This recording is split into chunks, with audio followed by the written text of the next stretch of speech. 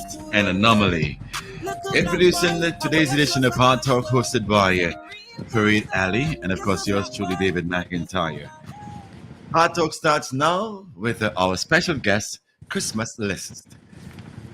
Fareed, good afternoon. Good afternoon to everyone. Today we have a very special guest, um, someone who is no stranger to Trinidad and Tobago. He's been spending the past 2 months with us, spending time with the people on the ground, getting to know Trinidad and Tobago in ways that some of us are too shy to get to know. Christmas List, it's wonderful to see you. Your face has become synonymous with Trinidad and Tobago, and that could only be a compliment. It means to see that we've accepted you into our fold. How are you doing today? Chris, your volume. Okay. Okay, go ahead. Yes, welcome. Thank you. I'm grateful for the opportunity to share some airtime with you. Thank you for a great intro. Before you continue, Fareed, Christmas, tell me, what's the title of that track? That's a good question. I'm not even certain if it's confirmed yet. The two artists have been putting it together over the last 2 days, and we're recording a video for it tomorrow. So you're one of the first people to hear it. So I'd have to confirm with them. Okay, I'll call it Little Black Boy just for now. That's the name for the time being. Yes. Yeah. Go ahead, Fareed. So Chris, we actually got the privilege of making the song public in more ways.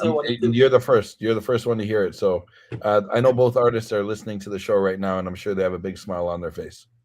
Well, I'm happy to give them some due and some publicity in that regard.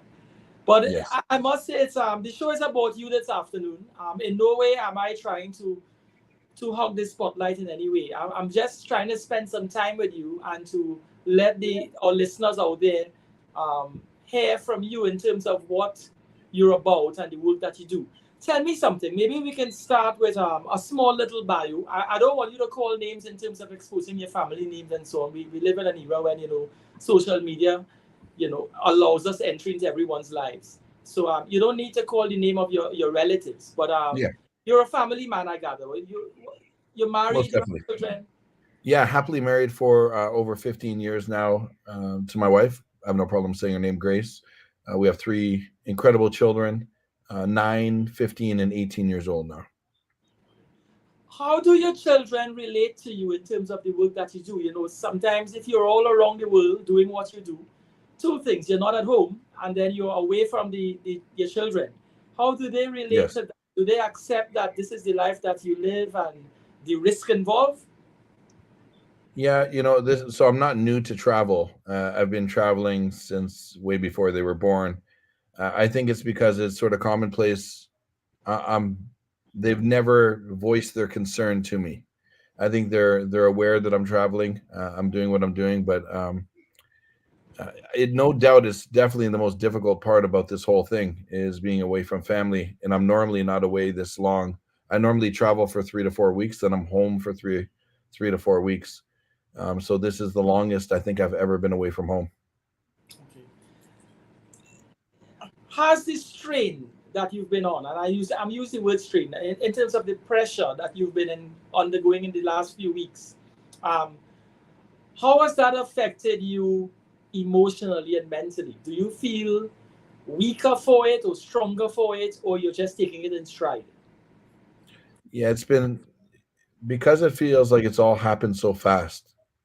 Like I was unaware I was going to be arrested and detained. I didn't have the mindset in which fear was involved. I know I'm presuming I'm not a criminal, but I'm presuming that when somebody commits a crime, they know at some point that justice is going to catch up with them. And having that on the back of their mind could be stressful. Me, on the other hand, I didn't do anything wrong, so I didn't have that notion of being caught per se.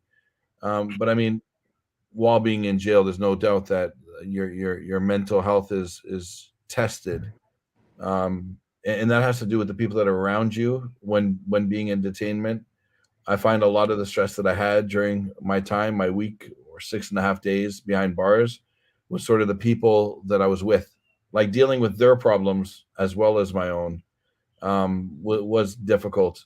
To be honest with you, I don't think I've really sat down enough to think about what's happening. It's just been go, go, go, go, go. I think once I get home to my family is going to be the real test when I'm back to day-to-day life. And this kind of media and stuff like this is no longer a part of my day-to-day life. Right. I gather what you're saying is in terms of the detention at the police cells, what would have been mentally and emotionally therapeutic for you would have been your interaction with persons you shared common space with there in terms of counseling them and letting them, comforting them and meeting them in their space where they are. Yes. So it's almost as you all share common grief and you are strength to them in as much as they may have been some strength to you. Yes, and the opposite, stress as well. You know, you get to know a bunch of make new friends, and you worry about them. And it's crazy, but anybody that hasn't spent time behind bars wouldn't understand. You know, when you're with people, new people for 6 days, those are some real friends. For the most part, you know more about them because there's nothing else to do besides talk about, you know, your life and your family and etc. So the example of one of the people that was a cellmate with me was only 18 years old, the same age as my son. And he was very emotionally distraught and definitely dealt with the mental side of it. And me being there, I thought was like heaven sent for him. But no doubt it added a lot of extra stress to my plate as well. All right. In the time that you've been in Trinidad, you would have interacted with persons from East Border Spain. I would imagine that some of the persons you were in the cell with there would have been persons who would have been coming out of that demographic. East Border Spain meaning Duncan, Nelson, Prince Street, that sort of area. Yes. Right.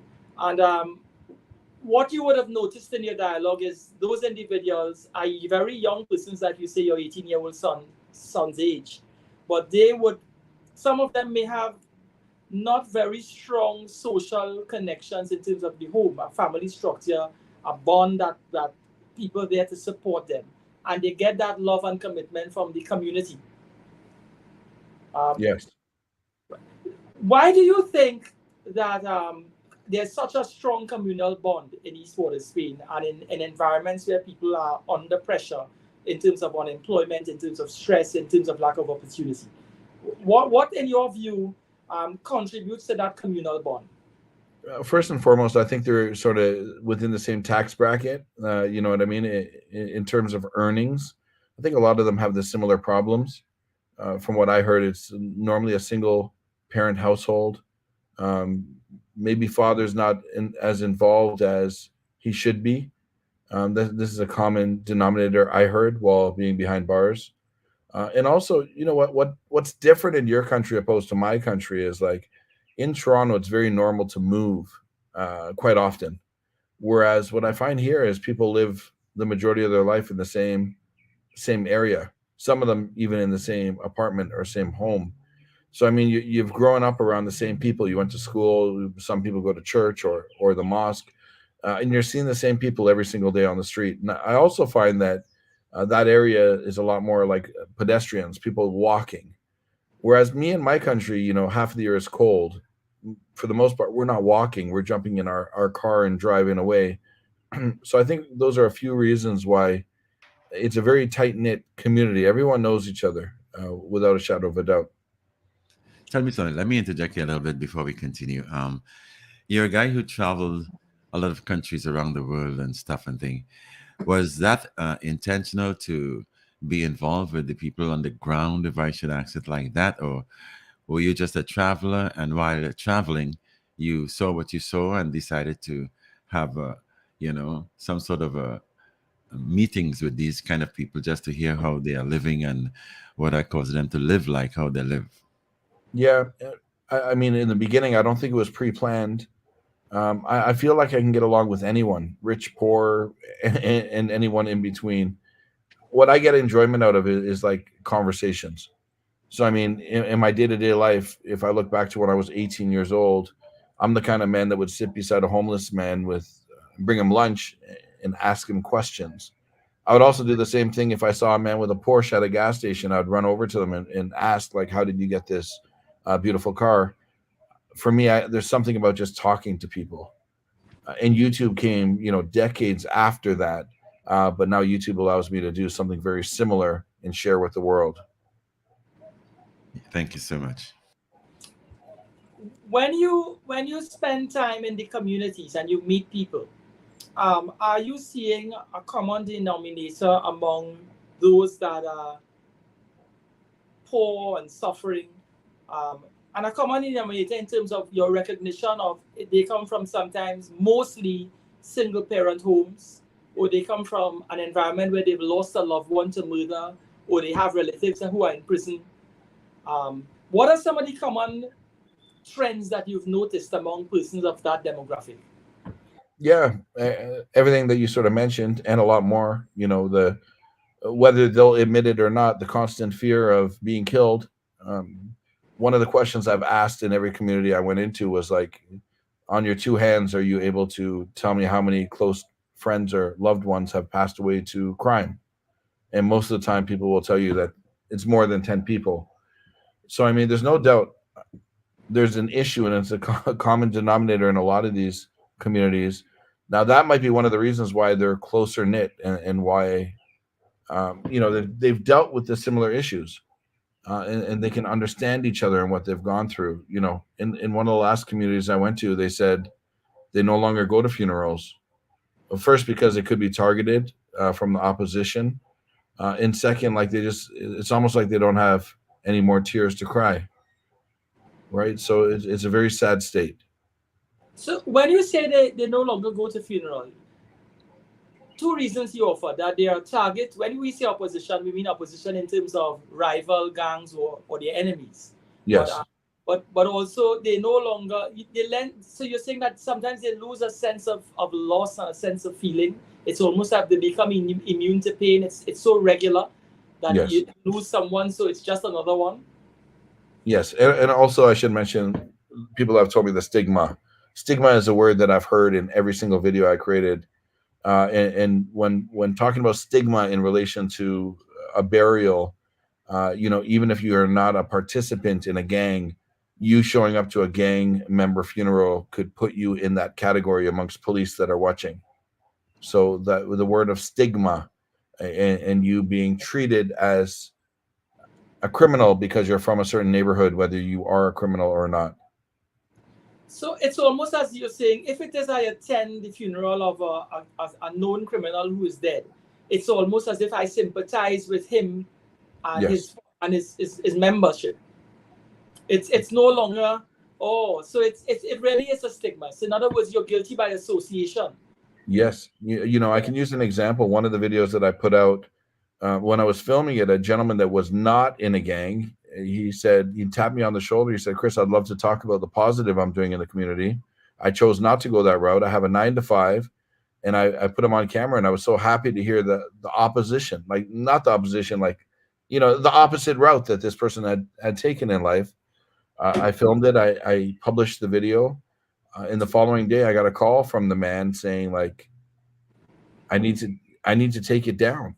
He's going to lose his job. Guilty by association, even though he had nothing but positive things to say in the video. People do not want those type of people working at their job place. And when I say those type of people, I mean people just from bad communities, hot spots, as you call them here in Trinidad. What you would notice, and I'm making the point whilst you've made it.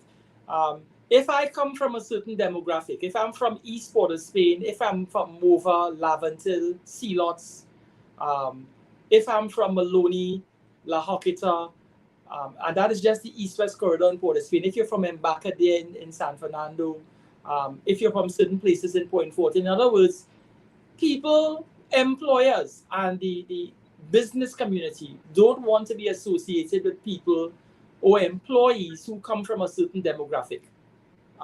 It's almost as if I need to apply. If I'm applying for a job and I'm from East Port of Spain, I put an address that is in West Port of Spain. Because when the employer looks at the CV and he sees, well, this person is from West Port of Spain, his mindset and his attitude towards that individual would be different. But if you put an address that is in East Port of Spain, then people say, oh, you're from the Beaton. So you're a gangster family, you're from a gangster community. So he's immediately afraid of you because he's associating you with the wrong element. Yes. And that is a stigma that so many of the young people can't escape. Because they come from a certain community, it's almost as if no good is expected of them or expected from them. But there's a lot of talent. I noticed that you attended the Panyards in East Port of Spain, Desperados, Massey All Stars, uh, BP Renegades.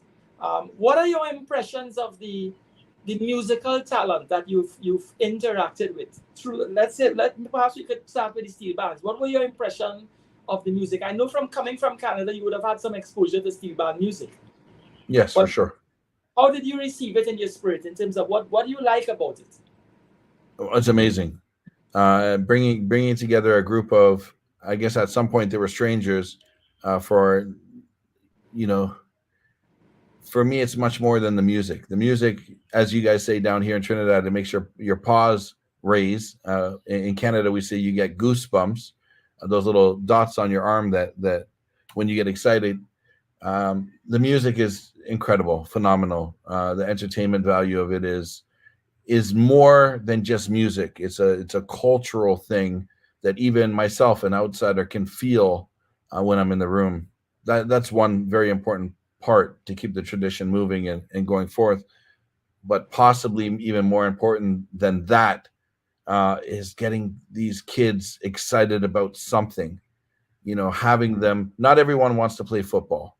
Football is also a great example of a way to keep kids off the street, doing something positive, but not everyone's into kicking a ball. So it's an incredible resource to have such talent available, where kids can come off the street, not only learn how to read chords, they can learn how to play the steel pan, and be a part of a team, and a championship team at that. I met people that had traveled to dozens of countries, and if they looked back at their life without being a participant in the steel pan, life would have gone a different direction totally.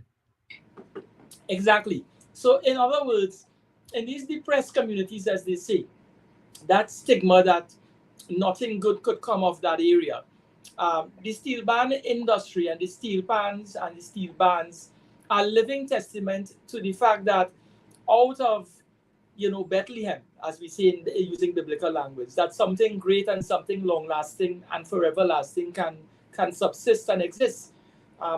The same people that comprise these bands, Desperado Steel Orchestra, they come from the heart of Laventille. They've won 12 Panorama Championships between 1966 and 2018 was the last time they won, I believe. David, you can correct me if I'm wrong in my stats. You're the man with the stats. I think you're correct there. Yeah. So what we've seen with Laventille is they produce this beautiful music, and the demographics and the people that comprise this band are people who come from these poor communities and who have the same common experience as the young people that you meet. And Desperados have found themselves in a situation where they've had to come out from the hills where they are, and fundamentally and luckily for them, the state has provided a space for them on George Street where they can now subsist away from gangland, as we say. But that doesn't. At the same time, what we're seeing is that something beautiful musically and aesthetically can come from that environment. You can actually meet people with genuine ability, and if given a structure such as the Steel Orchestra to subsist through, they can find a place and be the very best they can be. And the same exists for Renegades. Renegades have won 13 Panorama titles. All Stars have won, I believe, 11 Panorama titles. So when we look at the numbers, Chris, you're looking at bands that won 13, 12, and 11. That's 36 titles. And this is East Port of Spain. This is the heart of gangland, where people expect very little love. But yet still we have such rich talent and so many good things. But what we read about in the newspaper tends to be negativity. I guess everybody likes a rebel. Everybody likes a Rambo character, somebody who goes against the the face of the establishment, who challenges the establishment, and you tend to highlight them for better or worse. Um, in the time that you've been here, surely you would have, not just in terms of steel band music, but you would have interacted just like that song that we started the show with. You would have interacted with talented young men who would have had individual musical talents, and they produce that sort of music that we play there. Some people call it Trinidad music, and that's not a good connotation. But when we listen to the content of the song just now, there was something very positive and very enlightening about it. What are your feelings about the young artists, those individuals that you meet, and who have a message and they want to bring that message across through song? Yeah, there's no doubt there's exceptional talent in Trinidad, musical talent. It's not for everyone, but I mean, there's no doubt when I'm going through these neighborhoods, I find it. But the recurring theme, once again, is the music that sells the best or gets the most airtime or nightclub plays is that of a violent nature. You know what? Like, this is tough for us all to swallow. If we didn't grow up in a household, and I treat everyone as an individual, even going back to the steel pan, I think it's brilliant having resources like that where somebody can come off the street and do something positive and be a participant in a team or a band. Incredible. But we also have to remember that not everyone has two parents. And for those people that have two parents or even have one, the child might be responsible for some of the income coming into the household, even at a young age. So they might not have the time to be joining a steel pan, or they might not just have the interest. Going into the music now, not everybody is musically inclined. So it's a great way out if you have a top-notch talent. But if we look at the percentage of people in Trinidad that have that musical talent, it's a very small number. And what I find is, I'm not going to mention any names, even some of the biggest Trinidad artists in Trinidad, I don't think they get excitement out of singing negative music. It's what their block expects them to sing. And I'd go even further to say that I think there are people telling them what to sing because that's what sells best. Let's be honest, like blockbuster movies are the ones with the explosions and bullets flying. And like we've been taught from a young age that entertainment, like this is what we like. I'd be a liar if I told you I didn't listen to Trinidad music while I'm here, while I'm getting ready in the shower, and listen to it for 100% entertainment value. But if I really broke it down lyric for lyric, some real devilish type stuff. But I take myself away from it and just listen to it from an entertainment value. So getting back to your original question, there's definitely talent, but we know that most of these people could never perform in front of another neighborhood. They're stuck on their block, meaning they're not going to make an income. There's no revenue, no career from this, unless you're able to get out of the country and find somewhere safe to sing about the things that they're singing about. Let me interject here. I've a lot of messages coming in from IAOG, Freedom is a Must, Anomaly, Music, the guys who put the music together. And like I guessed right, the title of the track is Little Black Boy by Anomaly and Kid Volt. The A-Team 187 Gang, big up Chris. They're saying Upness, brother Upness. Alain is sending lots of hearts. Great questions, great answers. Dwight, poverty equals crime. A hungry man will find a way to eat, and that way becomes normal. Real boss says real recognize real. And the final one is most of the youths feel trapped. Now, based on that final statement and based on the song that I've listened to, now I'm one of the media personalities who put a lot of effort and time into promoting local music. I listen to it in depth, and I know what is worthy for airplay, and I know I just like to promote and showcase what Trinbagonians can do. Now, question I want to ask you: you've been among these youths of various neighborhoods, and there's a similarity with all these within all these neighborhoods.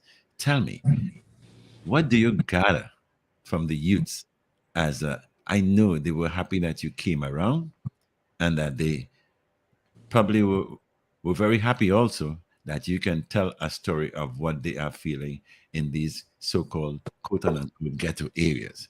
I too live in an area where there are a lot of depressed youths, and I too wish I could have helped in some way to motivate and inspire them to do better. The song says that.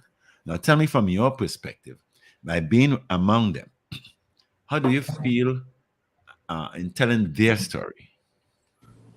Yeah. Over and over and over again, most of them don't want to be in the position they're in. Hmm. It's not by choice. You know, whether it be their father or grandfather or their uncle and cousin are criminals. They've been brought up with very little opportunity for choice. You know, I've had this conversation over and over again. Like, I'm a believer that you're not born evil. No one comes out of the womb thinking I want to hold a gun and rob and steal. So there's got to be different things, elements that played factors into your upbringing that sent you down the wrong path. And I'm also under the belief that if you're a 25-year-old that has some criminal history, it's not too far gone to think that you can, you know, rehabilitate and become a positive role model in your community. A lot of these kids just want a chance over and over again. They want a chance. They don't want to be here. But also, it's like they've been born into this. Hmm. They know the street rules. They know much more than I know as to how to survive. And I think humans are born with that survival tactic. And what they're doing for the most part is just trying to survive. I hear you. And I want to be very clear that I don't side with the criminals. I'm not. I'm the man on the middle of the fence, saying that I would hope that there are alternate options because it's evident that there are people from these communities that look might run a radio station or become a doctor or a lawyer. But I also understand that there are hundreds or thousands of youth and kids in Trinidad today that are committing crimes because they feel like they have no other option. Hmm. Does it make you feel, uh, what should I say, effortless in trying to assist them? Or I see you as the messenger, bringing the message to the fore for people who really don't know and who don't understand the cause of how they live. You know, it bothers me a lot to know that they will have to live that way to survive. And I know maybe you might see yourself as in a position not being able to assist physically or financially, but I think what you are doing, being the voice that brings out the story, about exactly what's happening with them, I think that is so very important. You know what? I don't think the world is going to change based on my videos. I don't think the community or country will change. Mhm. But I mean, over the course of the last 3 years of doing this, I have seen individuals in my videos get help because of my videos. For example, my first video I ever filmed in Belize, not too far away from here, I went to a place, and the name of the video is Swamp People of Belize City. Now, this is about 100 homes that were illegally built, like they settled on a swamp, Mhm. and they built little shacks on stilts. Now, the video did well. I think it got twice the number of views as there are residents of Belize City, to give you an idea. So it's just, I think, around under 1 million views. And people were upset at me at the title. But what happened, I went back a year later, and the land has now been gifted to the 100 homeowners. So they have ownership. So now they can actually build proper homes. That wouldn't have happened if I didn't acknowledge the problem. One Mhm. gentleman in the video was actually chained to a house by his foot with a padlock, and he's in the video as well. And he had a drug problem that almost brought him to his death. His sister was locking him up during certain hours when she couldn't watch him. This is a grown man he was about 25. Mhm. Um, and that man upon the completion of my video and going live, got a 1-year residency at a drug rehabilitation center, which he completed 8 months of. And they gave him a free home thereafter. It's not a mansion. It's not, the world's best home, but it's his. He has ownership. He has a job now.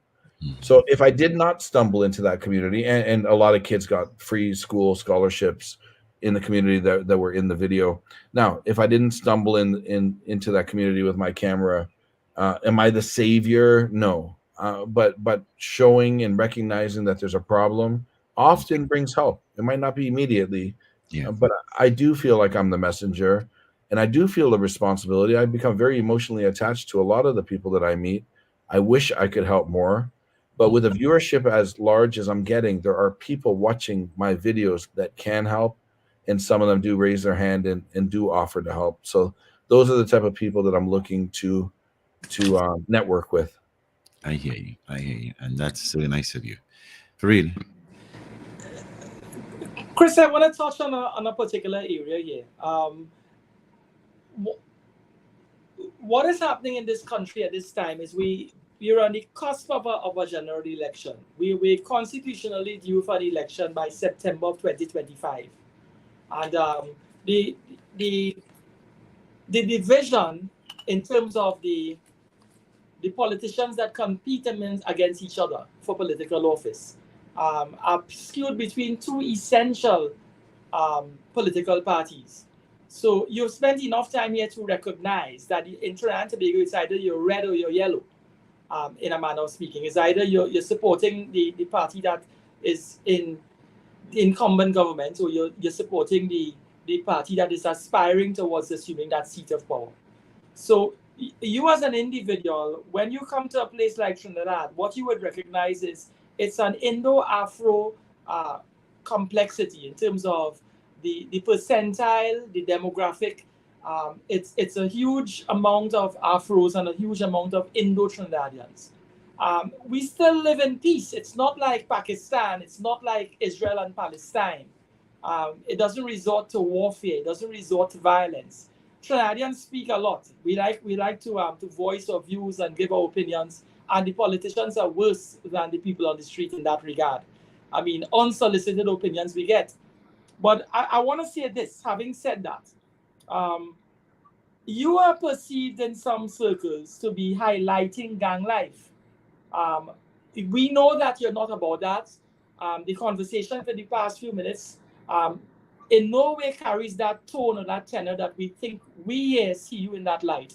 But there are persons who would like to see you as someone who is promoting them, not in terms of their life, because I see it as you're highlighting where they are and therefore giving them a platform to be heard. So their weaknesses and their cries, their spirituality, the things that play on their mind, but in your videos you carry that tone, and it comes through there. You give them a medium to express themselves.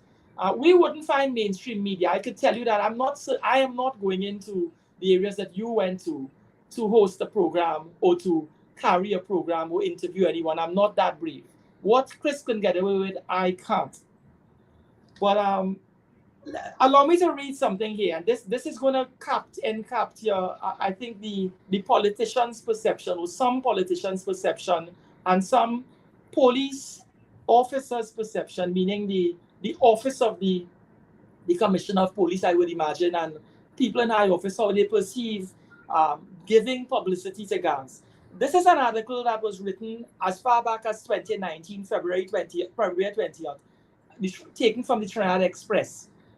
It's an article written by a reporter, Kim Boudram, and it's the rubric is Gang Leaders Thrive on Publicity. Let me just read a small extract, and for the listening public. Criminologist Professor Ramesh Dirusaran has suggested deep introspection by the media in reporting on alleged gangsters, saying yesterday these people, like terrorists, usually thrive on recognition. He goes on to say, Dirusaran responded yesterday to criticism by Police Commissioner Gary Griffith of the media reporting on some aspects of crime, particularly gang-related crime and culture. I'm jumping a bit now. The Media Association responded. So this is the media house. The Media Association of Trinidad and Tobago responded to these observations by Ramesh Derusaran, a known criminologist, and the then Commissioner of Police, Gary Griffith.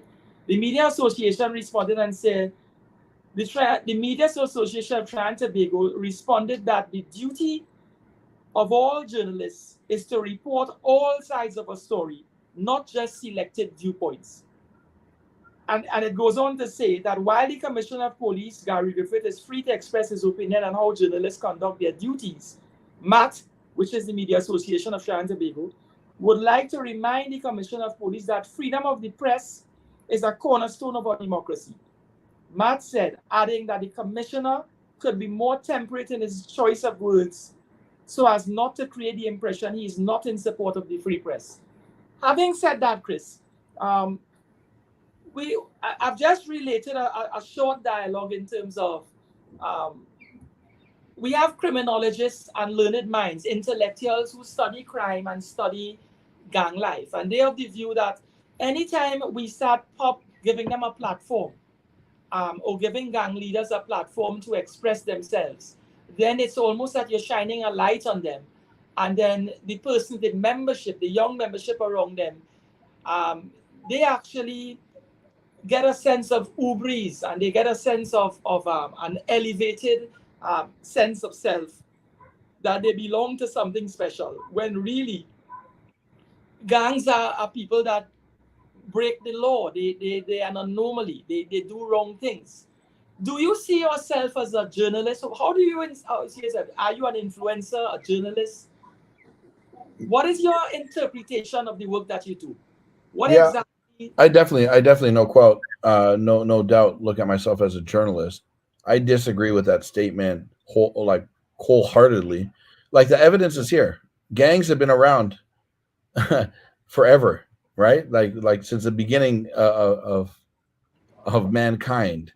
Literally, social media is a relatively new issue. So I mean, to blame, I would go like polar opposite as to that statement. I think my videos would deter people from joining a gang when they see how sad of a lifestyle that they live with constant fear of death. Look, let's be honest. I did not interview every gang here, nor every gang member. A lot of gangs, or those that are referred to as gangs, said no, they do not want spotlight because they want to go about their criminality without police watching them. So it's a polar opposite approach. And look, if you want to find a true answer to this question, you need to ask gang members, because they're going to tell you whether they get great excitement off of being in front of the camera or not. But I mean, that person that wrote that story I guarantee they've never been a gang member. They've probably never even asked a gang member. So that's their opinion, right? It's like this, what we're going through right now is a piece of history, whether you like it or not. Unfortunately, most history in books starts with negativity, wars and famine and destruction, right? So I'm documenting what's happening right now today. Is my video going to encourage young kids to go drop out of football and steel pan to join a gang? It's ridiculous. Right. It's anything further. I've had, so many interactions with parents that have told me that their kids watch my videos and they sit next to the kids saying, look, you do not want to be like that. When I was a kid growing up, there was a whole problem with drugs. So we used to sit and watch people doing drugs in school so the teacher can be like, don't do that. If you see the needle, and they would show you the needle in person, if you see this needle, stay away, right? And that made me, I've never tried a drug in my life, right? So look, people that join gangs are going to join gangs. They're not waiting for a YouTube video or somebody like myself to film a video to encourage them. That was predetermined from a very young age based on where they're from and what opportunities or lack thereof that they have in their life. So it would be correct of me to say that it's never, and it has never been your intention to promote negativity when it is you carry a video, you make a video and highlight it on YouTube. No, there's no promotion at all, right? My intent is to document what I see in every country. You'll notice if I'm in Pakistan, I film in a different way. If I'm in India, I'm filming the current problems. When I'm in Afghanistan, I'm filming the Taliban. I'm filming the issues that arise in a country, but not only the issues. Again, I filmed 25 videos in Trinidad. Most questions and most newspaper clippings about me are talking about gangs or gang-related crime. Unfortunately, my least viewed video is the steel pan yard. I went to the 3 best steel pan yards on purpose, well planned out and researched. It's just people don't enjoy that type of content, but it's still not going to stop me. My intention is to show a very well-rounded, I don't know how to put it, almost like an encyclopedia. When I leave, I don't know what book this is. I just grabbed it. When I leave, I want to have a video encyclopedia of what Trinidad and Tobago look like today. So if somebody 100 years from now looks back and wanted to look through the archive, this is going to be everything from the food, the music, the culture, to the crime. I've interviewed police as well. So you're getting a look from everything, not just related to gangs. All right. Let me ask you this. Since you've been on bail and away from and you're no longer detained by the police, you're waiting a hearing before the court. Have you gotten any assurances from the law enforcement that they're going to be looking after you, ensuring that you're safe while you're here? Have they offered you any layer of protection? No. Okay. But do you feel safe in Trinidad when you walk the streets or when you're out there? Do you feel that, your life is at risk, or you feel you're at peace with yourself sufficiently that you don't think that people see you in a negative way or see you as a threat? I say this, the far majority of people have been so supportive, loving, and they'll come talk to me. Some people want a hug. Some people just want a shoulder to cry on. I've gotten it all, right? But as a realist, I know that some people are angry at me. Those are normally the quiet ones, the ones that you really don't know that they're around. So I don't live my lifestyle in a manner that I'm fearful, but I'm also smart enough to know it only takes one person angry at you to end your life. I don't know if this is everyday occurrence here, but when I got bail, the press not only released the details as to how much was paid, but they also released the address in which I'm staying at.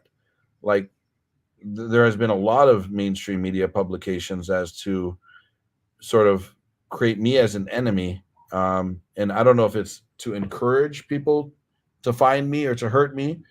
But again, I'm just a man that doesn't live that type of lifestyle. I need to wake up every day with a smile on my face, and I walk down the street without overthinking it.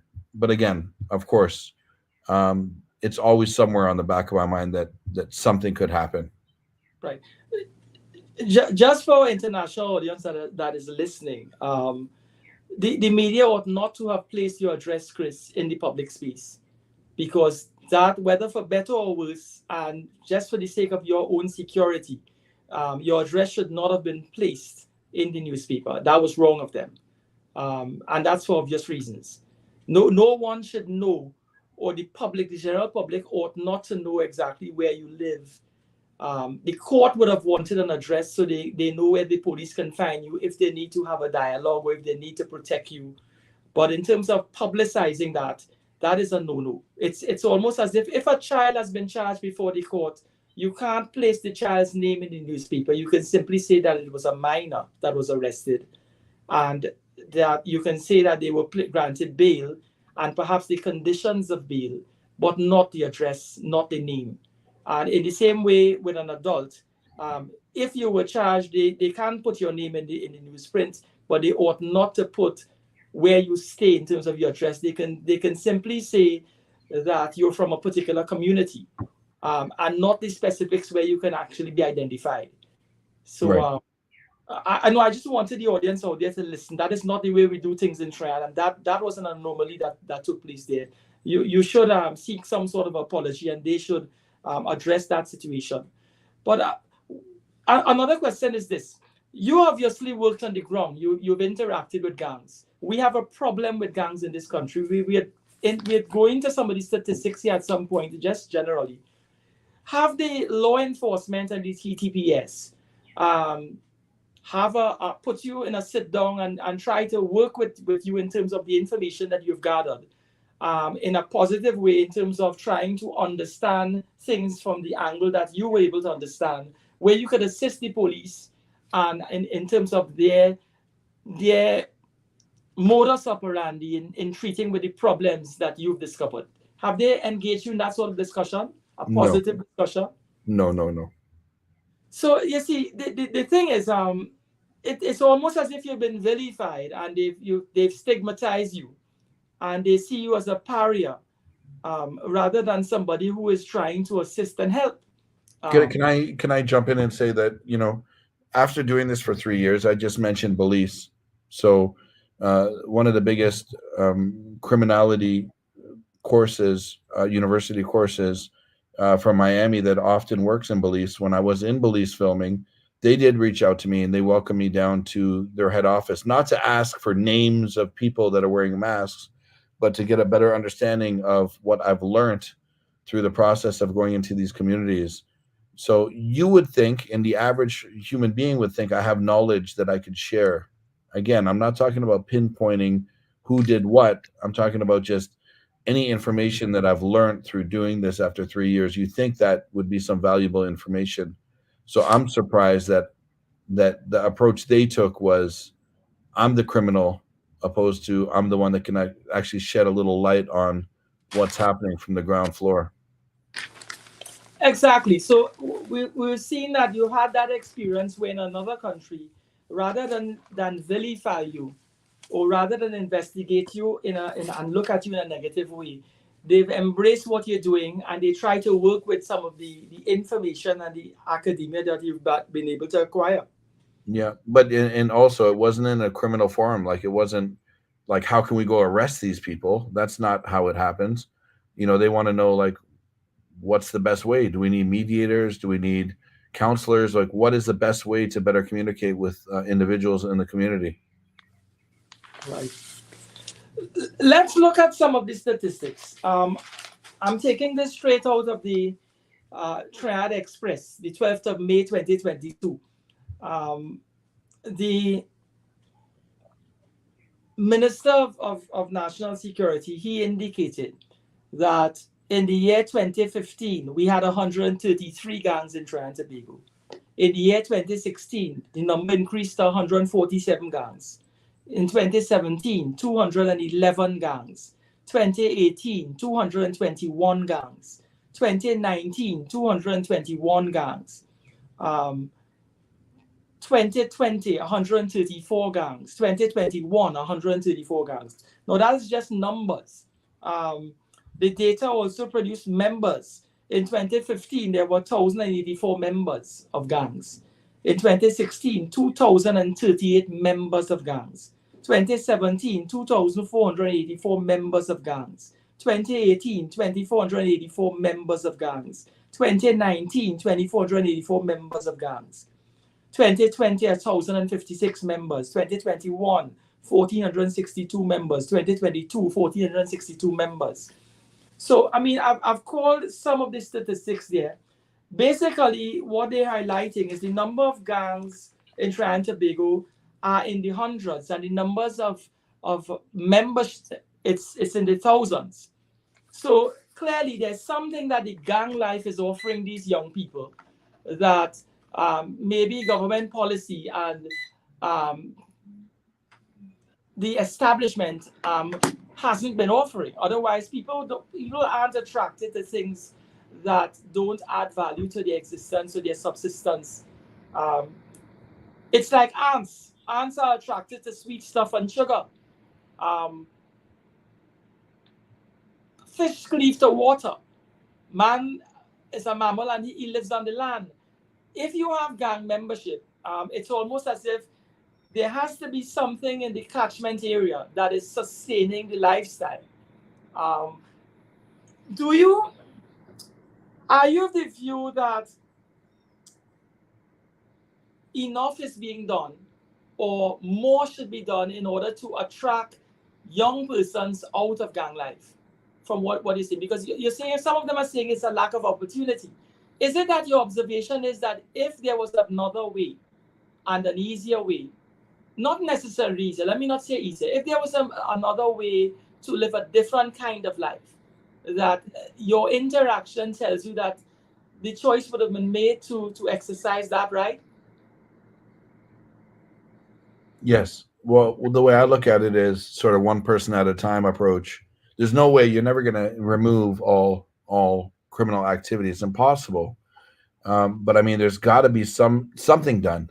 Simply sitting back and watching this fire grow bigger and bigger is not going to be the solution to the issue at all. One of the controversies, and I'm sure you would have been exposed to the information at some point, that is in the public space, is that gang legislation was put in place, and in 2011, the state, the central government at the time, got support from the opposition, and the piece of legislation was passed where it criminalized gang activity, gang-related activity, and gang membership. There was a 5-year sunset clause.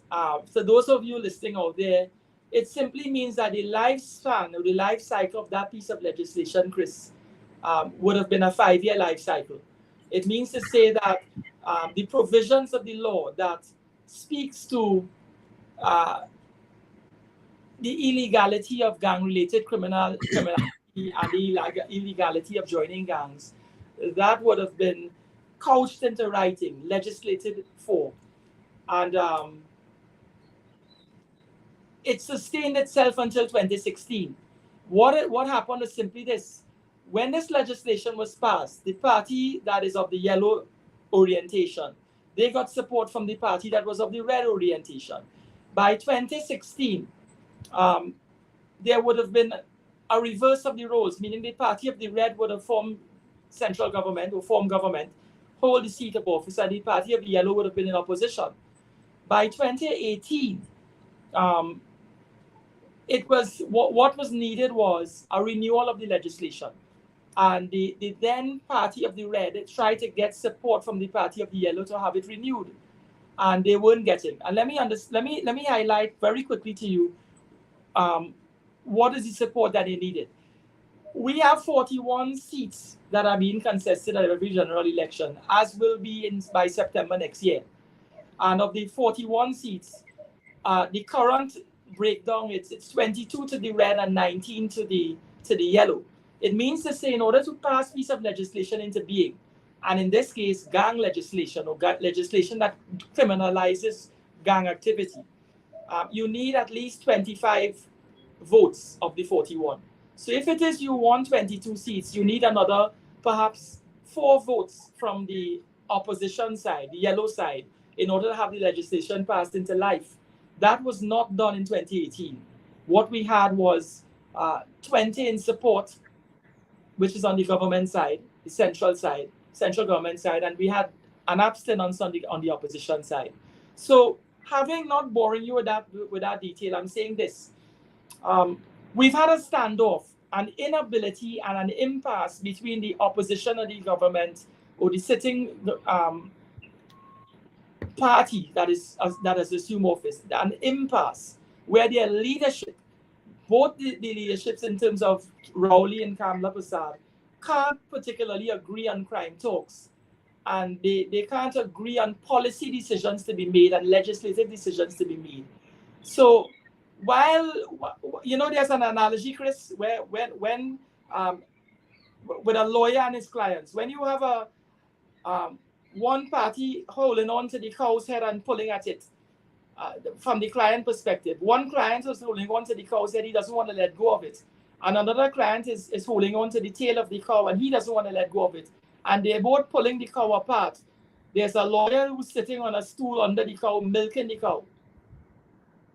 It's similar to that. Whilst the government and the opposition, whilst the red and the yellow fight each other, the people who are suffering is the general population, the electorate, the people who vote them into power.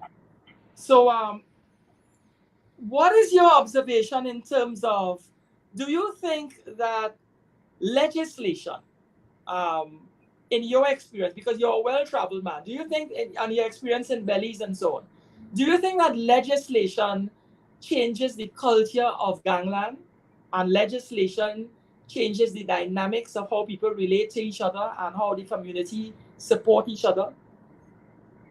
I think it can. I don't think anything happens immediately. Unfortunately, right now you're sort of in a hole, and I apologize for a lack of a better term, that you need to dig yourself out of. And I'm not certain as to if it's a legislative problem, if it's a government problem.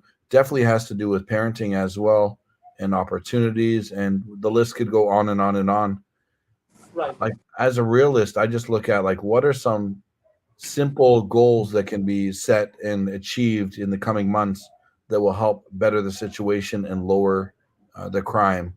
That's the sort of mentality I have for any problem, big and small. What is the next step? Even with my court case, I'm not thinking a year from now. I'm just thinking about my next court hearing. What can I do to better my situation? And I think one of the first issues that I've encountered here in Trinidad over and over again is accountability. I think most have to understand and acknowledge that crime is a problem in Trinidad. Me documenting it and sharing it as a message is not the crime aspect. Like, isn't it strange that out of, let's say, the 500 people that appeared on my videos, I'm the only one arrested and the only one that has not committed any sort of crime? Like, how do you remove crime? You have to go after the criminals. Right. But I'm just not seeing that part. Like, and to go into it deeper, I have about 12 special agents on my case, meaning to arrest me wasn't just one man that came and arrested me. There's 12 full-time agents to arrest me, the messenger.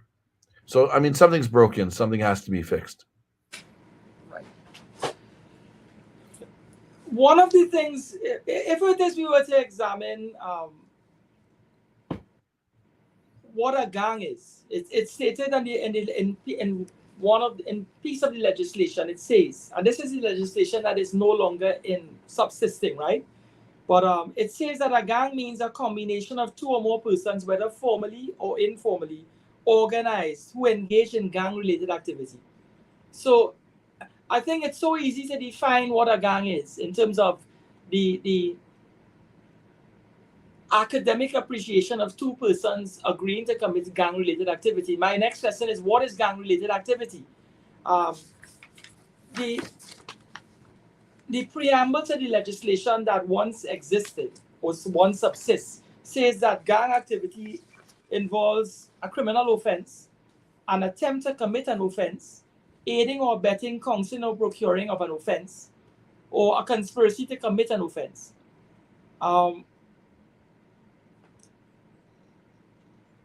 When we look at the broad terms of it, someone like yourself, you were not charged, you could not be charged under the anti-gang legislation because it doesn't subsist.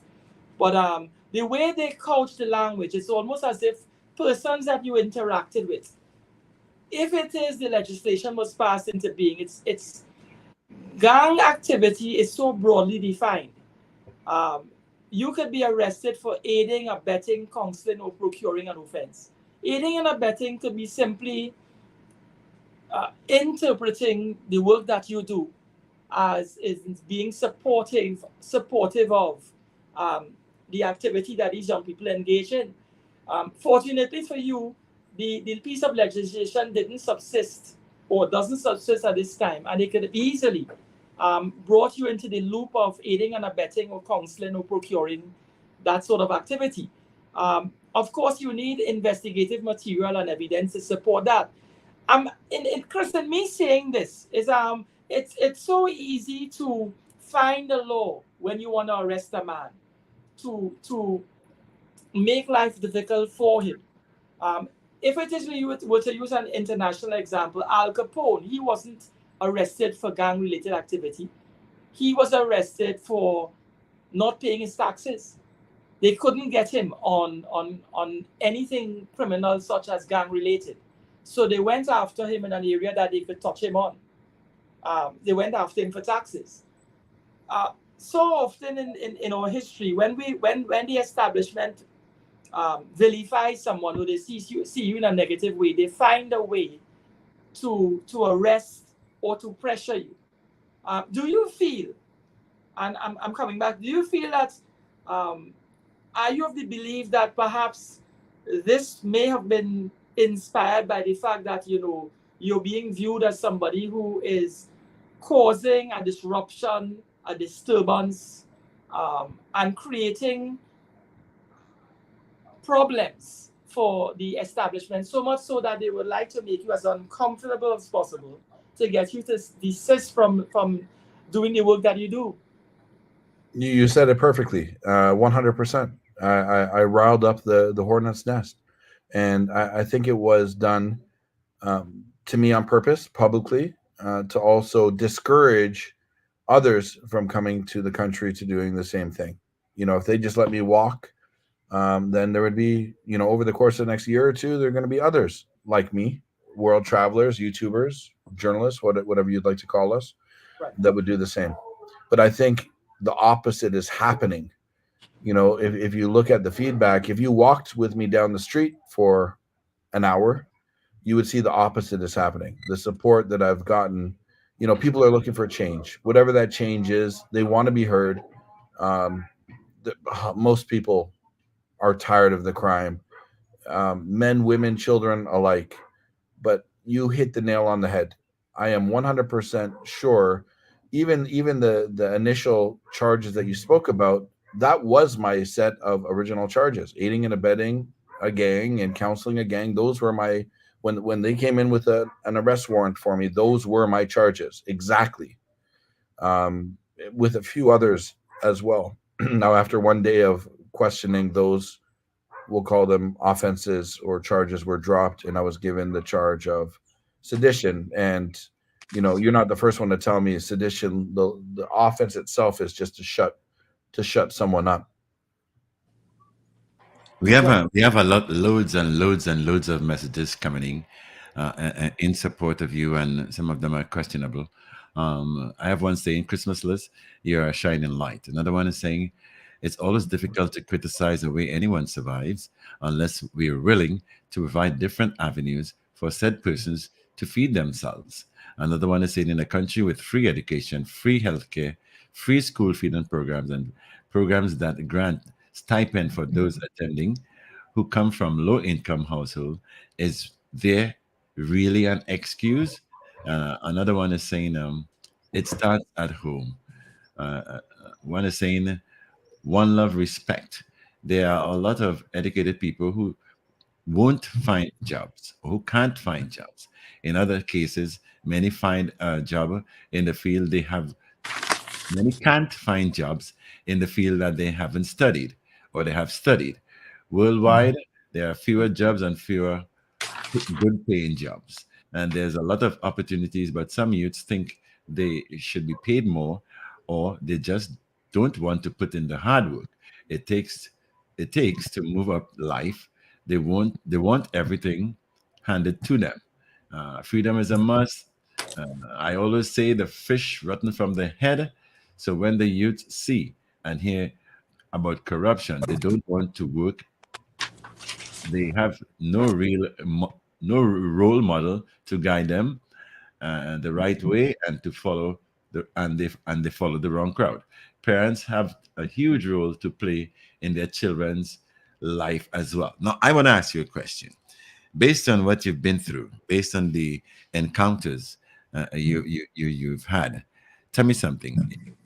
Are you of the impression that young people just want to sit back and have things come their way, or have you gotten the sense from, based on what they are telling you, that they are seeking some sort of way out and just cannot have a listening audience to help them on their way out?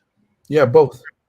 There's no doubt there are lazy people, and if you've been lazy your whole life and unmotivated, you definitely need some sort of spark that's going to get you moving in the right direction. But that's not a Trinidad problem. I have high school friends that would rather sit at home and play video games than get a job back in Toronto. So, I mean, there's no doubt. But there's both. There are people that are ambitious and want to have a nice house with a nice car and a nice family. Not everyone wants to sit around all day doing nothing. But I mean, those people that want more are the kind of people that we need to work with, right? Those are the people we need to approach and offer some sort of opportunity.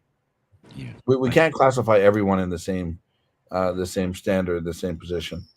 I understand what you're saying. Really. Chris, when we look at the statistics, Before we continue, the phone has been lighting up. Are you willing to take telephone calls? Yeah. Well, if you're asking me, the answer is always yes. Okay, great. So, folks, you can still continue calling me at 222-8255 or our toll-free number, 866-525-1099. I'll take your calls as soon as you come in. Go ahead, Fareed. Chris, when we look at the national statistics, the number of persons that are murdered in this country on a year-to-year basis, in the year 2016, we had 462 murders. In the year 2017, 495 murders. In 2018, 517 murders. In 2019, 536 murders. The murder rate is excessively high for a population of 1.2 million people. It's safe to say that we live in a violent society. And the narrative that the politicians carry and the narratives that the TTPS carry is that a lot of these murders are gang related. Because you're a member of a gang and the 6 are fighting the 7 and the Rastas are fighting the Muslim. And then there are troubles within each gang. So the membership is fighting each other. What you find is when persons like yourself highlight gang life, you're almost giving them an opportunity, a platform. The Trinidad music is seen as a negative thing. So they would never get a mainstream media forum to carry that sort of music. YouTube and I would imagine Facebook and so on. And those platforms that operate, if I say below the radar, so to speak, beyond established media houses, provide them with a forum. Clearly, we have a problem here. The per capita in terms of murders to population, the demographic, when we look at it, we are amongst the highest in the Caribbean. You've been to Jamaica. What are your impressions in terms of Jamaica? Because when we look at the Jamaican statistics, it's 2,000. So, when it is, people say we're not as bad as Jamaica, but the thing is, one person being murdered is a lot. 400 plus each year is a consistency. It's almost as if we can say to ourselves, before the year 2025 begins, we are sure that we're going to have at least 450 murders for the year. That is not a good signal to be sending to international tourists. The World Travel Advisory has placed us on a negative list for a number of years. We've seen where the American Embassy have highlighted that they don't encourage their citizens to travel in certain areas, to frequent certain areas beyond certain hours, to travel alone. They ought to have arranged transportation. So it's almost like the tourists that occupy the hotels, the main hotels in this country. They have to come here always with the salvo that we can be here, but stay within certain parameters. What is your view in terms of? Do you think that it's education in itself is enough? Do you think that we need more state-assisted and non-government organization support in creating opportunities that could distract persons away from the negative side of gang life? Because I think there may very well be positive coming out of it. So let's just look at this as problem solution. Problem is crime is so high, right? We have maybe 50 communities that are what they call high risk or hot right now. I personally believe that you should try different methods, do little case studies to see the success rate in different communities. What's wrong in Jamaica is not necessarily, or the solution to what's wrong in Jamaica is not necessarily going to be the solution to what's wrong in Trinidad. Crime is crime, but we need different solutions to the problem. So, I mean, I'm not in charge. I'm not in politics at all. I have zero interest in politics, although some people have thought I've come here to sort of showcase the deficiencies in politics, but what I think is different methods need to be implemented over the course of 6 months, 12 months to see the outcome. I've said this before, and I can share this again. You know, I'm in Jamaica quite often. I love the Caribbean. There's a place called August Town, and that's where the artist, the singer Sizzla is from. If anybody knows who Sizzla is, August Town for years was ranked the #1 most murderous area, hood, neighborhood, whatever you'd like to call it. Now, what they did over the last 3 years, they implemented their people walking through the community wearing a vest, almost like a lime or neon green construction vest. Now, these are appointed seniors from the community, not police officers, but appointed people. And every day when putting on that vest, they become almost like a superhero to the community. So if you're angry with your neighbor, or you think somebody stole some fruit from your tree, rather than go to the police or rather than start a confrontation, you go to somebody with a vest and ask for their opinion, get a little cooling down time. And again, like a mediator, somebody that's in the community that's well known. Some of these people are also ex-criminals. They've done time. So they're well respected amongst the current criminals. Now, over the course of the last 3 years since they've implemented this, there has not been one death in August Town. So August Town found something that's going to work, that worked well for them. There's no cost other than actually having the vests. You know, what is the cost of buying, 50 vests? And they have weekly meetups, and they're not giving the vest to everyone. They want to make sure the people they give it to are well respected in the community. So, I mean, that's one example of something that they tested in one community in Jamaica that made a real difference. So my belief is that similar type projects need to be tried and tested here in Trinidad. All right. I want to touch on a particular area. I share what you're saying. It sounds very positive. There's a lot of hypocrisy, and there's a perceived hypocrisy that the politicians work with the gang members, or the gang leaders in some ways. Where does the financing come for a gang leader to sustain himself and to sustain the person's his membership? Maybe in a more direct way, a gang leader needs resources in order to lead. You can't lead people and they are hungry, and you can't lead people and you can't and unable to provide for them.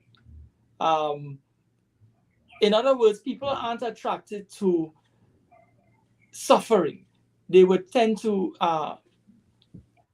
link themselves to the people who are doing well. So it's almost as if, we say that when the tide is high, it lifts all the vessels in the ocean. It doesn't lift some. So if you surround yourself in waters that are stagnant, you will stagnate. Allow me to say this, and I'm taking this from the Sunday Guardian, February 17, 2019. An article by Renuka Singh. Now, Chris, the reason why I'm quoting this is I don't want to suffer the same fate that you suffered, and it be said that I'm putting unsubstantiated information out there. This article reads, lucrative deals for alleged gang leaders. And I'm just reading a few excerpts, right? A top secret national security document which identifies several of the men arrested during last week's anti-gang sweep shows the same men benefiting from lucrative government contracts. It goes on to say it has been a problem for the past 14 years, where gangs fight to get their claws into state contracts, which is the catalyst for gang wars and increased homicides. In other words, when a gang gets a contract from the state pays millions of dollars to have this contract executed. So gang leaders may pose as, or they may be registered as registered contractors, builders, and they get a contract to build something, and they get paid millions of dollars to do that. So the gang leader now, he gets all this cash in hand. He takes the cash, I would imagine, like every businessman, if that gang activity is his trade. With the cash, he's able to live a good life, build a proper house, own cars, look after himself. And then if you're building a wall of protection, a layer of protection around you, as we read and we see in movies, the Don would tend to protect the community, intend to look after them, because if somebody comes there to do them anything, you create an army of persons around you. I guess you call that army members. And when I read on here, it says that gangs obtain $1 million contracts through the Housing Development Corporation, the Unemployment Relief Program, and Community-Based Environmental Protection and Enhancement Program. So we call that by the acronyms in Trinidad and Tobago, HDC, URP, CPEP. According to the report, acquisition of government contracts by known gang members. So we have these state institutions, the HDC, the URP, the CPEP. They are gang members acquire contracts under these umbrella organizations. Guardian Media understands that the People's Partnership Cabinet of Cabinet Personnel was provided with documents and warned that the fight for government contracts would lead to increased gang warfare. So it's almost as if the state is being hypocritical.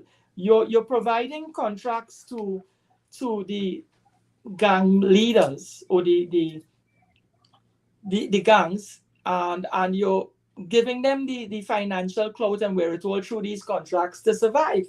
So the bloodline of gang activity is money.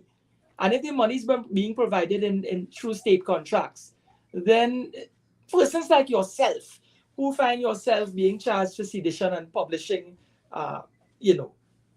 seditious material and so on, it's almost as if it's hypocrisy that you're penalizing a man like yourself when they are doing far worse, or alleged to be doing far worse in their approach. The same article, Chris, says that the listing shows contracts obtained by Anthony Boney, Cedric Burke, Ansel Chemist Villafana, Kenneth Spanish Rodriguez, all of whom were arrested last week. So as far back as 2019, right? And 2019, these persons were the beneficiaries of state contracts. They were getting contracts, and these guys I'm calling it Anthony Boombase Boney, Cedric Burke, Ansel Chemist Villafana, and Kenneth Spanish Rodriguez. These are persons that were arrested, questioned, but how do they find themselves in receipt of $1 million contracts, and what do they do with the funding? These are some of the questions that should be asked, because if you have the view that they are negative, gangs are negative, why are you providing them with contracts and providing contracts as a platform for people who engage in negativity? If it is, you interpret them as negative people and persons who should not be supported and they should be arrested and so on. At the same time, surely you can find personnel or find people that you can hand contracts to who would not in any way use it for negative purposes.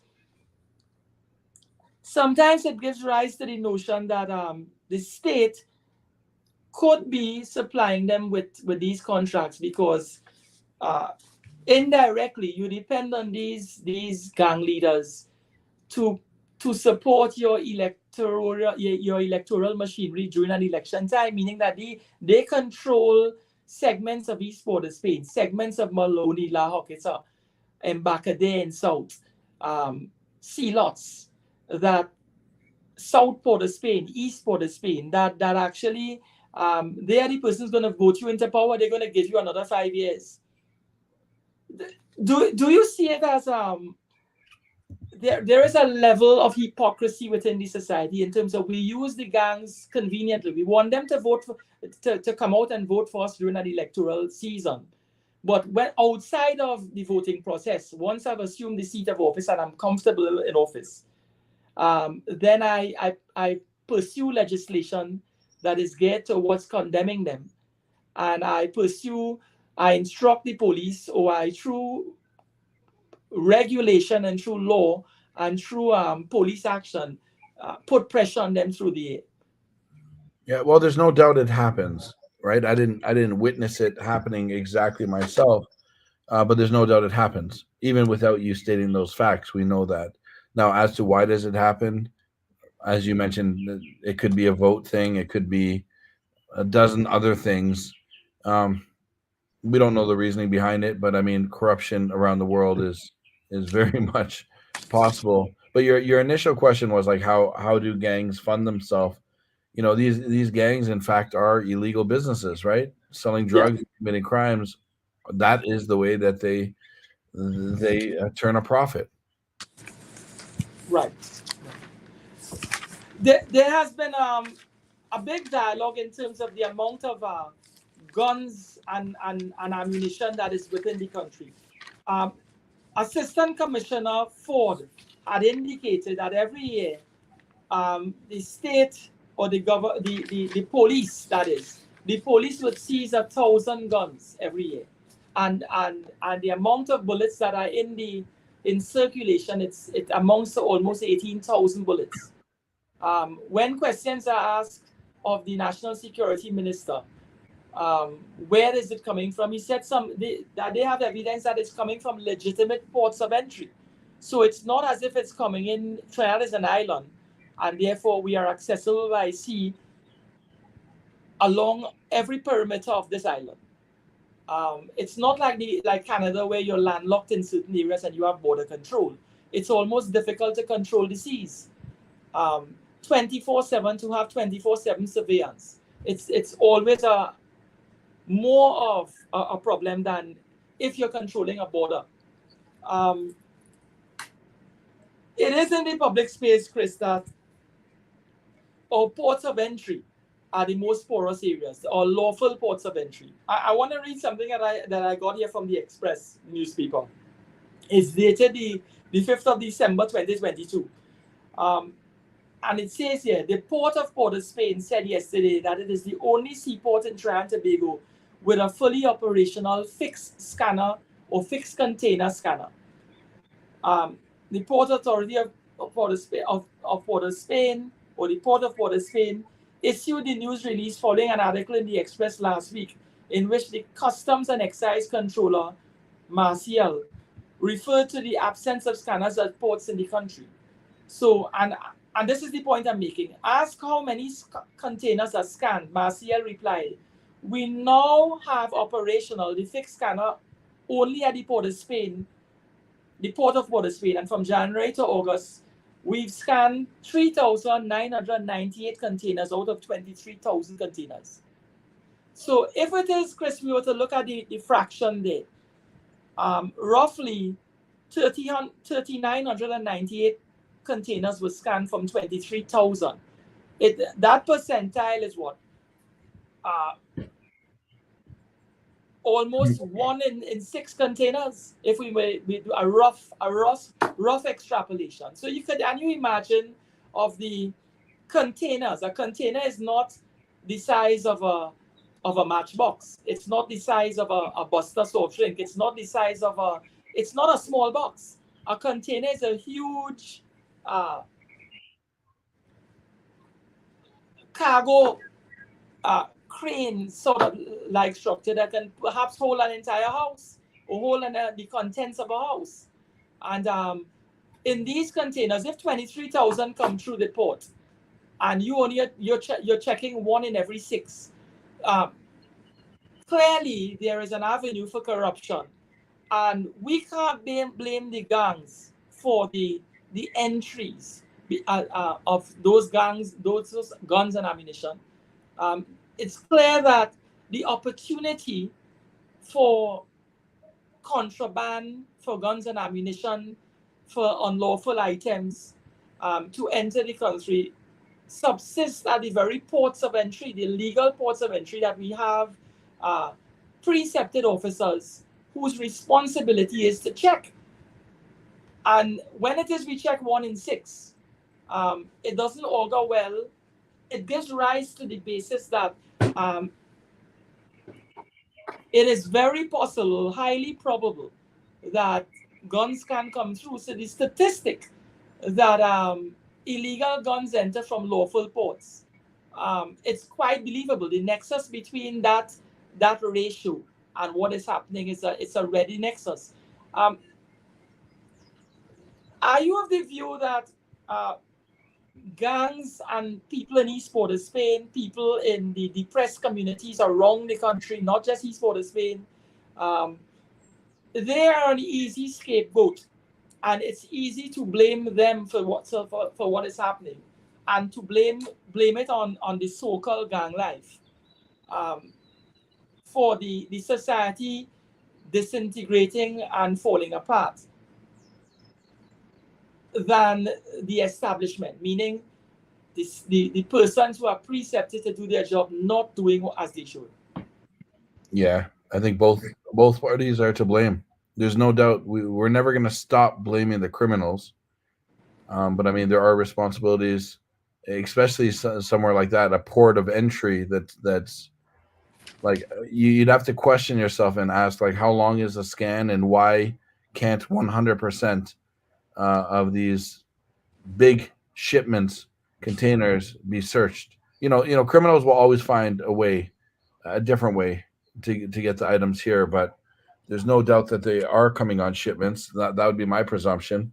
These guns are not coming one at a time. Neither are the drugs. So, I mean, that's something that would have to be looked into further. Tell me something. Let me interject here.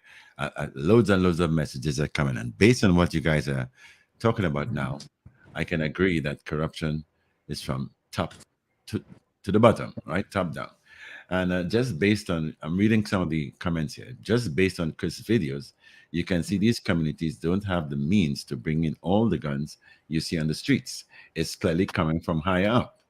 Most are just pawns in a game that they aren't even aware they are playing. Even the police are pawns. Now my question to you, Chris, is based on what you've been through, what you were doing, and then ended up with the experiences of a confrontation with the law. Tell me, is that a deterrent? Will you continue, or is it inspirational for you to do more? No, more. I really am self-motivated or obsessed. I really don't need another reason to be motivated to do what I do. Mm-hmm. Unfortunately, that my cameras and laptop and phone have been taken away as evidence. So that is putting a slight hiccup in my ability to get out and film like I normally would. Mm-hmm. But no, there's no stopping me. This is just a little hiccup in my roadmap called life. I hear you. Fareed. Chris, when we and I'm saying this purely for the public listening out there, there's so much is being said that the gang legislation is key to limiting the levels of criminality and constraining criminals and so on. The very Sedition Act that exists, and I'm not getting into your case, in no way am I. That is what we call sub judice. Once a matter is before the court, then we ought not to be commenting on the evidence or commenting on the details. What I'm talking about here is purely the existence of the legislation, and that is to the benefit of the listening public, and perhaps we could just make that point that we're an island here. Trinidad and Tobago was once part of the British colonies. We were a British colony as of 1962, and on the 31st of August 1962, we were handed independence. We didn't fight for in the way that persons would go to war in South America and achieve independence. We were handed that. Part of the British, Britain's position was after the Second World War, they were so deeply in debt, and there was so much pressure in terms of sustaining all the colonies that they had, that they simply wanted to get rid of them in terms of grant them independence and let them be responsible for themselves. You're eliminating and you're shedding fat. So we were part of that process. Of course, you know, the narrative by Eric Williams and some of the other historians, local historians, is that we marched and you know, we protested and we insisted we be given independence or we be granted independence. But it's all a question. History is always written by the person, by the victors. It's never written by the defeated. So having said that, in 1962, we inherited laws, Chris, from that subsisted in the British time when they were in control. We didn't start with a clean slate. You know, sometimes you get out of a bad marriage and you start with a clean slate. You're looking for something fresh. You're not looking for an old girlfriend from 5-10 years ago to reunite with her. You're trying to find a new experience where you're going to start all over from scratch. It's not like that with law. So what happened is we inherited the Sedition Ordinance, and the Sedition Act was born out of that ordinance. So the law is created to suit the ethos and the philosophy of the subsisting government. So the British would have created those laws in order to treat with Trinidadians like ourselves here, who would have been very, very antagonistic towards their rule. And we would say things and do things and carry ourselves in a manner that they would deem seditious. So the very way the law is couched is if it is you say things that antagonizes the establishment or things that you speak against it, they would use the Sedition Ordinance back in its time to arrest you. In a very real way, you see, you've been to the steel band, the steel band and listened to the steel band. We protested in this country using music. The Calypsonians would sing, and they would sing against the colonial powers. They would sing against the colonial secretary. They would sing against the police. And what they would do is some of the content would challenge the Queen and the policies that were executed in the Caribbean. And the police would go and they would break up the Calypso tents, lock up the Calypsonians and charge them for sedition in the manner that you've been charged, Chris. So what you're facing is nothing new. So we want you to know that Trinidad and Tobago and the people on the street understand what you're facing. And there is support on the ground in terms of we recognize that sometimes the state uses legislation and provisions to put pressure on persons. They may think they have a strong case, but let the evidence speak for itself.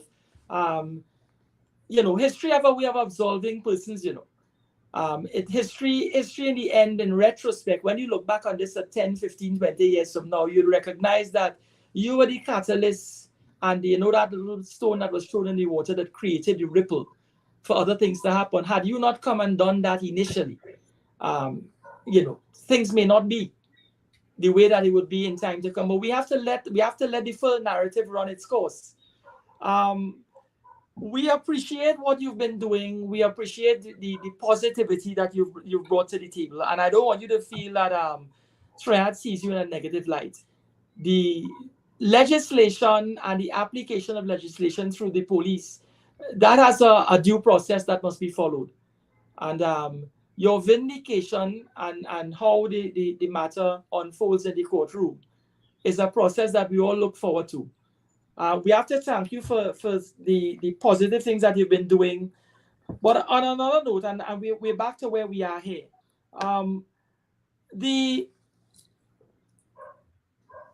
We often look for scapegoats in this country. When I look at another article here, after the coronavirus and what it brought to the world, and after the political troubles that would have besieged the people of Venezuela, we've taken migrants. 16,000 migrants were allowed to live in Trinidad. And because we are so porous in terms of our borders, it's rumored that tens of thousands of persons, Venezuelans, came here and occupied our shores. The police have carried in their narrative that illegal migrants join gangs and they're committing crimes. I'm not doubting that everybody who has found themselves in difficulty would cleave to the persons that assist them, that help them. But we can't paint or canvas and a picture that no good can come from a community, that East Port of Spain is the problem, that persons who are cleaving to others, cleaving to groups for support, and groups that provide that sort of support are committing wrong.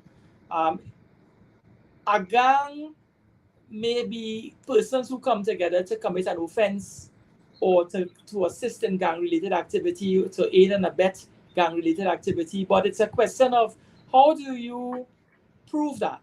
not everybody who, like yourself, who gather with others with the intention to do wrong. The police may perceive it in particular ways. Allow me to quote a stat here, and I'm tying it in here now. We're coming to the last 10 minutes of our program. It was said here in an article by Camille Hunt, November 2020. Griffith, our then commissioner, said illegal migrants joining gangs and committing crimes. And it says here that illegal migrants are joining gangs and committing criminal activity in Trinidad and Tobago, says the Commissioner of Police, Gary Griffith. Griffith, who was speaking during a Trinidad and Tobago Police Service media briefing yesterday, warned that migrants breaking the law will be treated no differently by the police. Within the last year or two, there have been 20 deaths of persons who have been illegal immigrants. So Griffith said that this must not be used as a reason to label or demonize migrants, but he said at the same time, not every migrant that has entered Trinidad and Tobago has proven to be an asset to this country.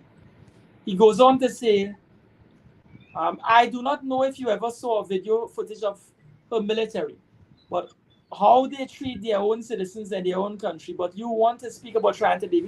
He was highlighting that a Venezuelan official was complaining about how the Venezuelans are being treated in Trinidad and Tobago. The point remains that the very gangs that you've been accused of publishing their work, in terms of publishing what they do by putting up YouTube videos and by highlighting what they do. Not all these gangs that are treated as gangs could be gangs. I mean, you've been interacting with positive people who are about positive things. They're not going out there and robbing and stealing and committing crimes and engaging in gang-related activity. And is it that you're seeing both sides of it, that you're seeing people doing positive things too, and they being deemed gangs, but they may not be gang members? It's so tough. You know, each of these communities that I go to, I spend anywhere from 30 minutes to maybe 6 to 8 hours, but like moving around the community. I would say I'd rarely spend more than 1 hour with somebody.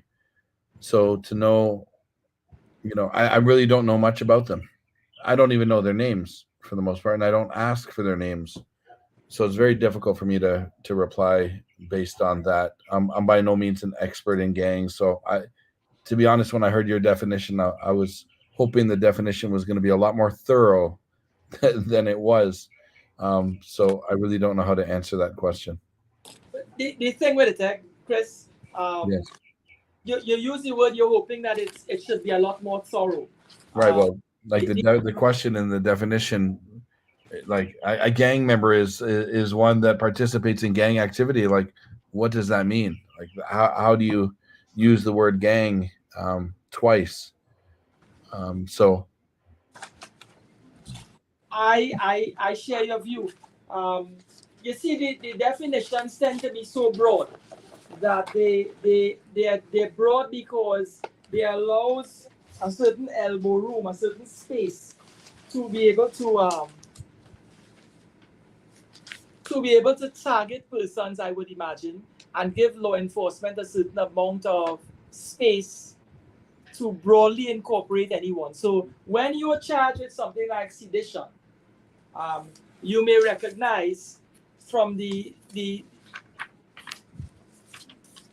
let me just quote it, because I know we have an audience that is listening.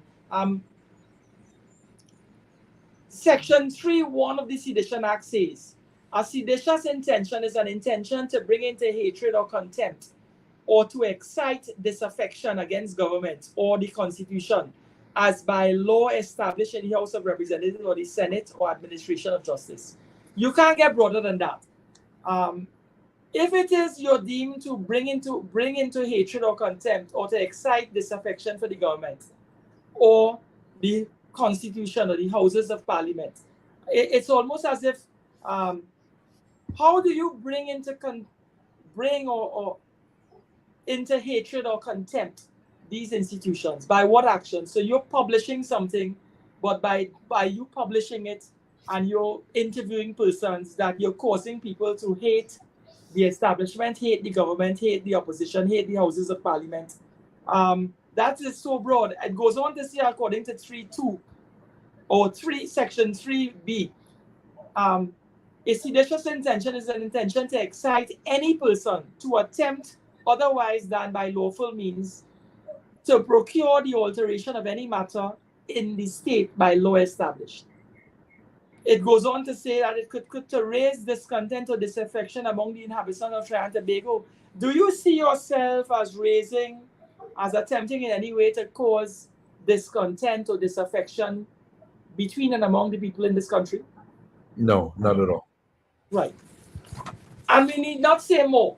It just reinforces by me reading the provisions there how easy it is to, when you don't have laws that are clear and that laws that highlight the actual things that you do to cause that, to say you're causing disaffection for the state. What is disaffection and how does one actually cause it? What is the action that causes disaffection? How do you define disaffection? So in this country, the law is so loosely defined that it gives a wide discretion to the police as to how to persons they can arrest and they treat with in their view, because they don't know what's the intent in your mind when it is you publish and when you highlight. It's the same thing with gang membership. Well, but you know, like, let me jump in and say that they do know the intention, because, you know, if you take the wording out of context and you only listen to one side, that's one thing. But if you listen to any of my videos, and I have 300 plus videos on my channel, you'll hear me repeatedly asked, how do we bring peace to your communities? So you know right off the bat that my intention is not bad. I'm there to ask questions, right? So the law itself that I'm being charged with, the offense is over 100 years ago. So you can imagine this is a law that was created when horses were walking through the streets, not cars. And it was a century before we had Facebook and Instagram. So it's a very outdated law. And that's one of the reasons. Look, my resume is very long. What I've done for the different communities I've met along the way throughout the last 3 years and prior to that shows that I'm not a vicious man with ill intent. I'm coming to a community to learn, see what's wrong, document, and share with the world. And that's for each and everyone else to watch and to learn. Well, the final comments that are coming in here is that freedom is a must. Christmas list, freedom is a must. It's how quick this quote has taken the streets as I walk down the streets. Whether I'm wearing the shirt or not, I see fists up in the air and they say freedom is a must. So that's a quote. I'm asking a question so that Anomaly can hear me. Yes. Seeing that the track has not been officially released, yes, and that it was sent to me, can I play it? Yes, of course. I got permission from the artist as well. They were really excited. We're shooting the music video for that on Friday before I jump on an airplane and head home on the weekend. Oh, okay. Well, I want to thank you so very much. And let me thank Anomaly Music, Kid Volt, and Anomaly for sharing with me. And of course, I will give it a lot of airplay. Yeah, amazing. You know what? My mom's been listening to it, telling me she's in tears. First, she wants me home. And second, you know, the support I've got in this country, her as a mother worried about me, she feels very comfortable knowing I'm in the hands of a community that loves me. So, and I'm sure my mom's probably listening to this right now, Mom. There's lots and lots of support for what you're doing and what you're highlighting. I pray that God will continue to guide you along the way. Thank you very much. Yes. But Chris, we really appreciate the time you've taken to share with us this afternoon. What is your message to other YouTubers and other people who do the work that you do? I'm using this platform, meaning that do you encourage them to come to Trinidad? You encourage them to share our space and to see for themselves? Or this is of course. You know, Trinidad is a beautiful country. There's no reason not to come. I'd be a very selfish man if I said don't come when I have the intention of coming over and over and over again, and also bringing my family. What I would do is this. I would encourage YouTubers to do their homework and understand and use myself as an example and realize when you publish content, you're responsible for what you publish. And country to country, there are always some little hidden rules that might be broken. And remember, you're responsible. But more importantly than just the international YouTube community coming, I would recommend and I would suggest and I would shout to the world, the local world here in Trinidad, that you have a beautiful country. Do not wait for international YouTubers to come. Pick up your cameras, pick up your own camera, your iPhone, and start documenting the things that you enjoy the most about your own country. Because look, I go to countries, this is what I do, right? And normally there's a huge community of local YouTubers. Trinidad has a very, very small community. So let's take it upon ourselves, people of Trinidad and Tobago, to showcase and highlight all the beauties that this country has to offer. And then in return, that will be the trickle-down effect that will spark the interest from the international audience. So it starts at home, right? Don't follow in my footsteps. You don't need to be interviewing gang members. You can do whatever you feel comfortable, whether it be food or beaches or flora and fauna and fishing, whatever it is. There's so many wonderful things to do here. But I think it all starts with the home.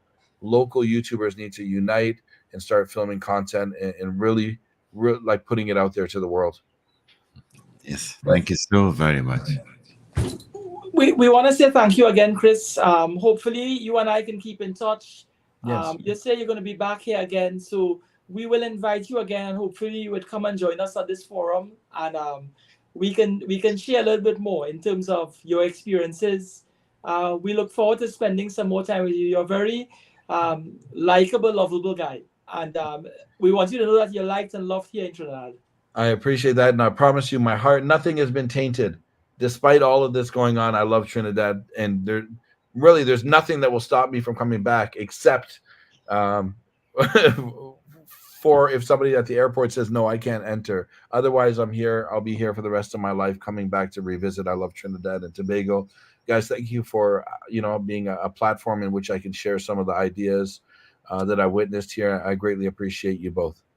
Okay, thank you so very much, Chris. Okay. Thank you so much. To the listening public, we've had for the past hour and 45 minutes the lovable Christmas list, and thank you for sharing your time as an audience with us. We look forward to seeing you again and you listening into our weekly program. Thank you so much. Chris, blessings. Enjoy your evening. Thank you. Okay, thank you, Fareed. Thank you, Chris, once again. That's it for today's edition of Hard Talk with Fareed Ali and our special guest, Christmas List.